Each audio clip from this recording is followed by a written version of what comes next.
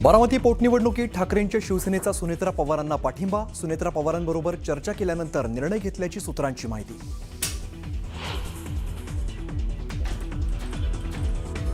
बारामतीत ज्याला लढायचंय त्यानं लढावं. जनता कोणासोबत आहे हे सर्वांना माहिती. जय पवारांचं नाव न घेता काँग्रेसचा टोला.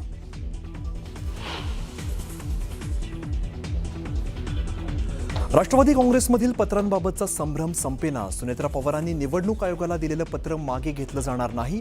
न्यूज 18 मराठीला सूत्रांची माहिती. बंधू खरातने दुबईसह 4 ते 5 देशात पैसे पाठवले. रोहित पवारांचा खळबळजनक आरोप. तर अधिकारी नेत्यांचे पैसे पाठवण्याची हवाल्याचा वापर केला. रोहित पवारांच्या आरोपांमुळे खळबळ.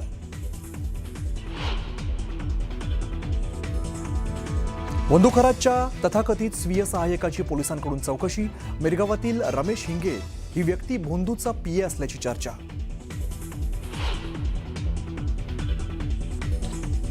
शरद पवार उद्या दिल्ली दौऱ्यावर. येत्या 6 तारखेला होणाऱ्या राज्यसभेच्या शपथविधीसाठी शरद पवार उद्या दिल्लीला दाखल होणार.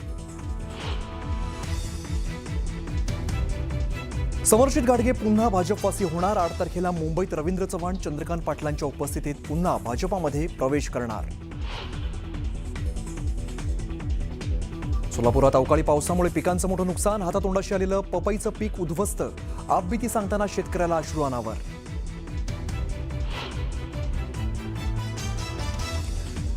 आणि कोल्हापूरच्या गडिंग्लजमध्ये बैलगाडा शर्यती दरम्यान अपघात. बैलगाडी अंगावरून गेल्यामुळे 3 जण गंभीर जखमी. थरारक घटनेमुळे परिसरात भीतीचं वातावरण. राज्य सामायिक प्रवेश परीक्षा कक्षातर्फे घेण्यात आलेल्या LLBच्या CET परीक्षेमध्ये शिवरायांचा एकेरी उल्लेख केल्याचा संतापजनक प्रकार समोर आला. या प्रकरणी संबंधित दोषींवर तातडीने कठोर कारवाई करण्याची मागणी आमदार राहुल कुल यांनी केली आहे. 2 एप्रिल 2026 रोजी पार पडलेल्या परीक्षेत शिवरायांचा एकेरी उल्लेख करण्यात आला.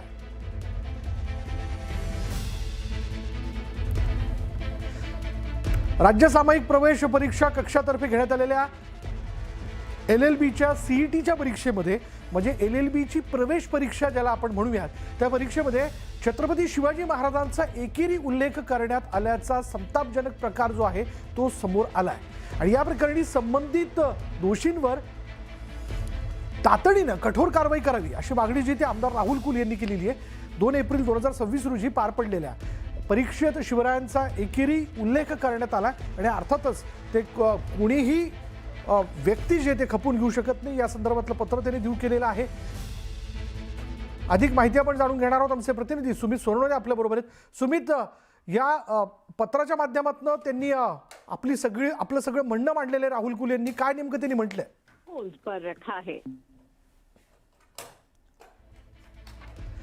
शिवरायांचा आदरयुक्त उल्लेख करा असं राहुल कुल यांनी त्यांच्या पत्राच्या माध्यमातून थेट वरिष्ठांना सुचवलेलं आहे. LLBची जी CET घेण्यात आली त्यात छत्रपती शिवाजी महाराजांचा उल्लेख हा एकेरी करण्यात आलेला होता.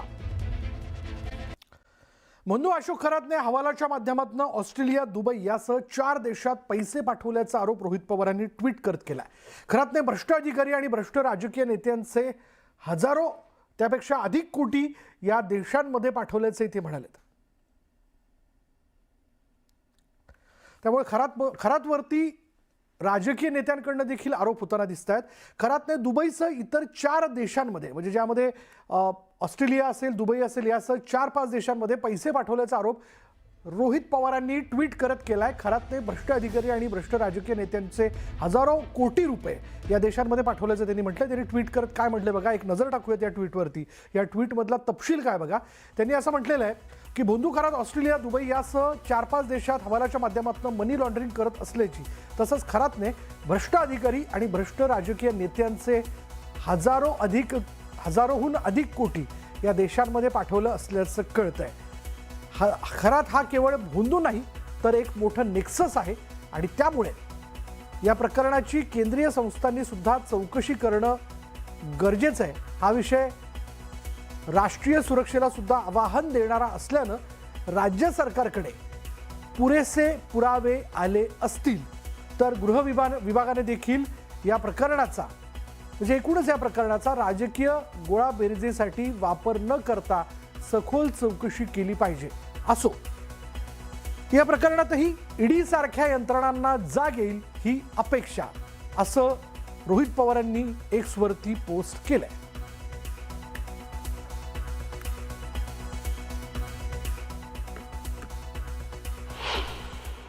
तर एसआयटी काही करत नाही, ती का करत नाही, आणि म्हणून आम्ही म्हणतोय की या प्रकरणामध्ये सीआयडीचा शिरकाव होणं गरजेचं आहे आणि हे सगळं प्रकरण सीआयडीने एकदा तपासणं गरजेचं आहे. एकट्या एसआयटीची ही बसची बात आहे असं आम्हाला आत्ता तरी या क्षणाला अजिबात वाटत नाही. फलटणच्या प्रकरणात एसआयटी नेमली होती, त्या एसआयटीच्या प्रमुख तेजस्वी सातपुतेच होत्या. या प्रकरणातल्या बदनेला काल चांगला मंजूर झालाय. बंधू अशोक खराच्या विकृतीची अनेक प्रकरणं समोर येत आहेत. त्याचसोबत त्याचे राजकीय पुढाऱ्यांसोबतचे फोटो आणि व्हिडिओ व्हायरल झाल्यावरनं रान पेटलं होतं. खराशी जवळकीमुळे चाकणकरांना राज्य महिला आयोगाच्या अध्यक्षपदाचा राजीनामा द्यावा लागला. पण हे प्रकरण इथेच थांबत नाही. सामाजिक कार्यकर्त्या अंजली दमानिया यांनी एक सीडीआर बॉम्ब टाकला, ज्यामुळे राजकीय वर्तुळात खळबळ उडाली. एका व्यक्तीने आपल्याकडे हे कॉल रेकॉर्ड पाठवल्याचं त्या म्हणाल्या. अशोक खरातचे रुपाली चाकणकर, उपमुख्यमंत्री एकनाथ शिंदे, दीपक केसरकरांचे निकटवर्तीय दीपक लोंढे, चंद्रकांत पाटील यांच्यासोबत फोनवर एकदा नाही तर अनेकदा संभाषण झाल्याचा आरोप दमानिया यांनी केला. अशोक खरातला एवढे कॉल करण्यामागे नेमकं कारण काय, नेमकं काय संभाषण होत होतं, असा सवाल दमानियांनी या निमित्तानं उपस्थित केला आहे.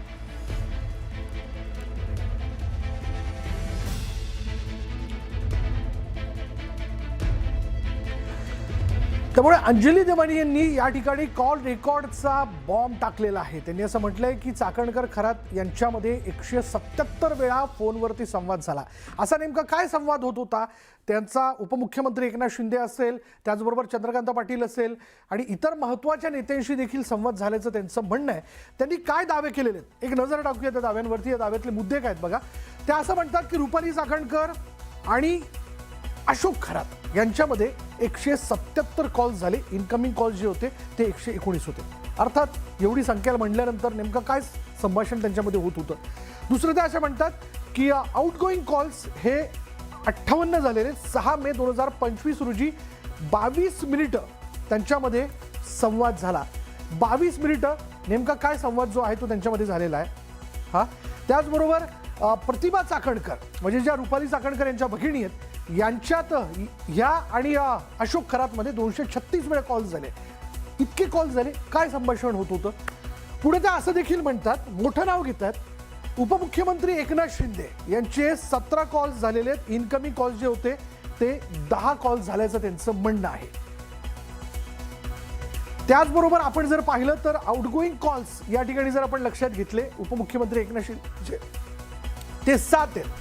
17 एप्रिल 2025 रोजी त्यांचं 21 मिनिटं खरातशी बोलणं झालं, असा दावा जो आहे तो अंजली दमानिया यांनी केला आहे. चंद्रकांत पाटील यांचे 8 कॉल्स खरातच्या बाबतीत झाले असं देखील त्या म्हणतात या सगळ्या ह्याच्यात. शिवाय पुढे जर आपण पाहिलं तर आणखी काही वेगळी नावं ते घेतात. सुनील तटकरे यांचे 8 कॉल्स हे अशोक खरातला झालेले होते. आशिष शेलार यांचा 1 कॉल झालेला होता. हे पण काय बोलले हा देखील मोठा प्रश्न आहे. त्यामुळे हे सगळ्या कॉल डिटेल्सचा बॉम्ब त्यांनी जो टाकलेला आहे, त्यानंतर राजकीय वर्तुळात मोठी खळबळ आहे आणि चर्चा सुरू झाली आहे. शिवसेना नेते प्रकाश महाजन यांनी तर अंजली दमानियांना अटक करण्याची मागणी केली. अंजली दमानियांना कॉल डिटेल्स कोणी दिले याची चौकशी करा अशी मागणी त्यांनी केलेली आहे. त्यांना कॉल डिटेल्स कसे मिळतात हे सुरक्षेच्या दृष्टीने घातक आहे असं महाजन यांनी म्हटलं.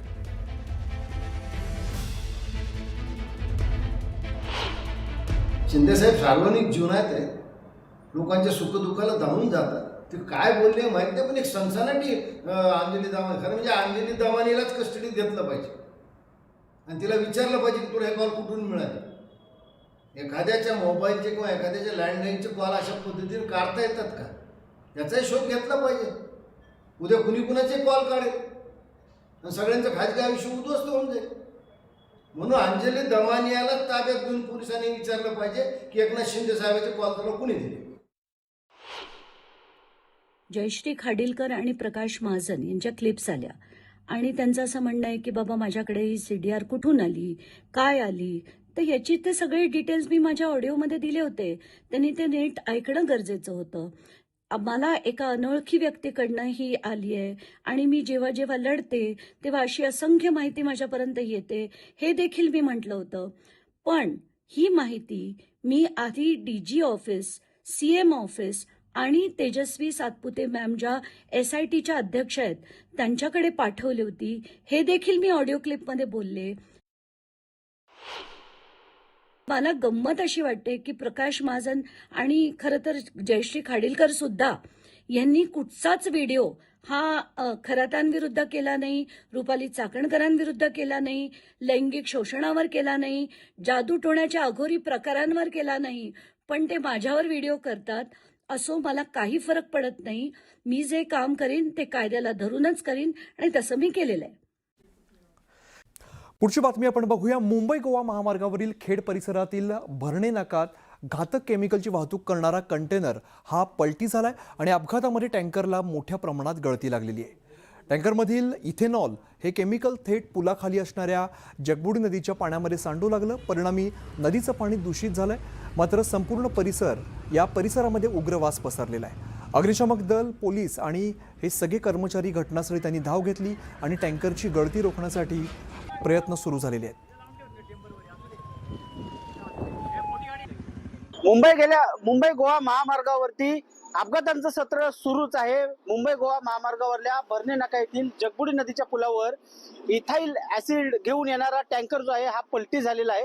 माझ्या पाठी आपण बघू शकतो की हे संपूर्ण ऍसिड हे या ठिकाणी नदीमध्ये या ठिकाणी एखाद्या धबधब्याप्रमाणे कोसळत आहे. त्यामुळे संपूर्ण नदीचं पाणी हे दूषित झालेलं आहे.